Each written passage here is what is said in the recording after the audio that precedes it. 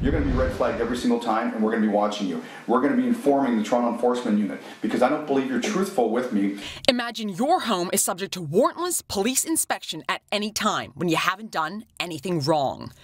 In Canada, even suspected child pornographers are protected from unwarranted search and seizure, according to Section 8 of our charter. But one group is forced to forfeit that right if they wish to exercise another freedom: gun owners.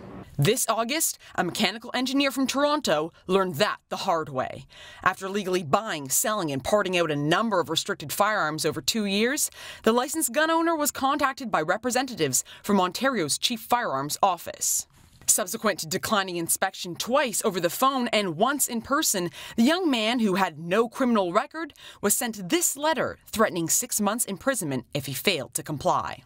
Within 48 hours, 2 detective sergeants from Toronto's Organized Crime Firearms Enforcement Unit entered his home without a warrant to conduct their inspection. You remain kind of on the forefront of the Chief Firearms Office because, not that you're not doing anything wrong, but now when you do get your types of guns that we look for, because guns are very it's a public safety concern for us. Admitting no crime was committed, those fire officers were simply operating within the powers given to them through Canada's gun control document, the Firearms Act. Sections 101 to 106 outline which citizens are subject to warrantless inspection. Firearms businesses, gun collectors, prohibited firearms owners, and anyone with over 10 firearms of any classification are forced to forfeit rights every other Canadian enjoys. The man in question did possess over 10 firearms at the time. However, firearms officers were profiling him for additional reasons after tracking him on an online forum. The reason that you're on our list to inspect is because being a very young person living in a condo by himself, ordering and buying firearms regularly for the last 1.5 to 2 years, you're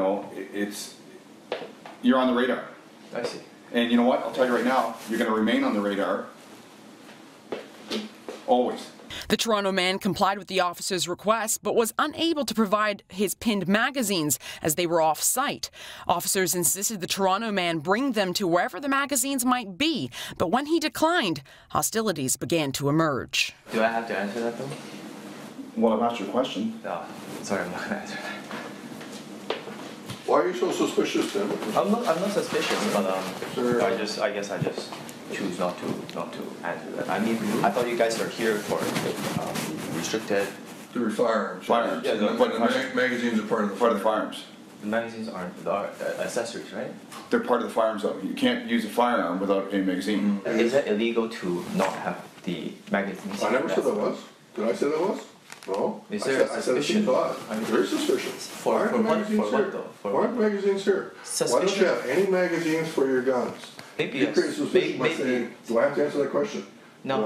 They're not here. How is not wanting to comment leading to suspicions? Because that is a really weird concept. And officers even admit that no instruction is given with respect to inspection of firearms accessories. You're right, though. I didn't specifically tell you. I'd like to see the ammunition. I'd like to see the magazines. I'd like to see your clean kit, whatever it is. I didn't say that. You're absolutely right. And I've asked you where they were. You said you don't know, or you're not going to divulge that information. So I have to pass the information on to Toronto Police. Words in my mouth. I just don't want to comment on it. Firearms lawyer and expert Solomon Friedman says this interaction serves as proof that, in addition to search and seizure protections, certain firearms owners lose their constitutional protection from self-incrimination. Meanwhile, inspection of accessories remains a gray area in current law. Magazines are controlled in that a overcapacity magazine is a prohibited device, and I could certainly see a scenario where a firearms officer would think that he or she is within his rights to request inspection of a magazine. But it's really a gray area. This is not a power that's used often, but it's one that its very existence is troubling to law-abiding gun owners. We're in Canada, but there are regulations for firearms. Yes, owning firearms is a privilege. It's not a right.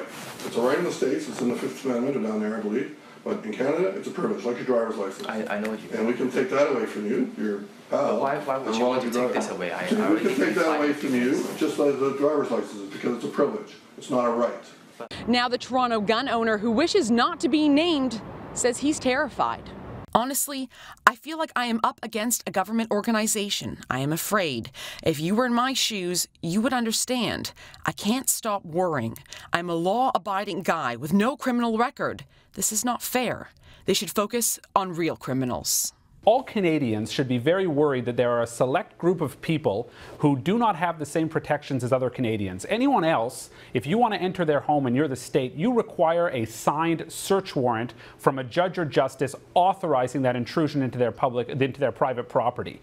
What we have here are a special class of people who have a reduced amount of civil rights. It's not about collectors, it's about people who own and use firearms responsibly. You know, at its core, this really isn't a firearms issue, it's a civil rights issue. I'm Faith Goldie, and this has been a Sun News Special Report.